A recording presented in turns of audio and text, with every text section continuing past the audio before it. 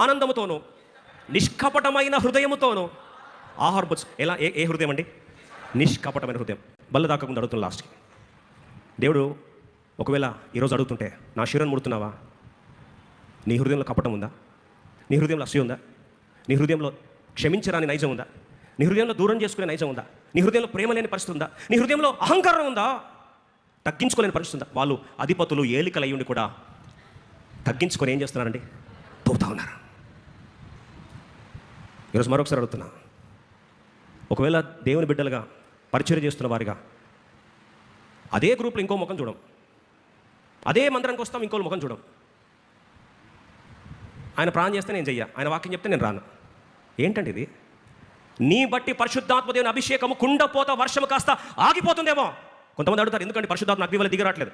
ఐక్యత లేని దగ్గర పరిశుద్ధాత్మ దేవుడు పని చెయ్యడు, చెయ్యజాలడు, చెయ్యలేడు.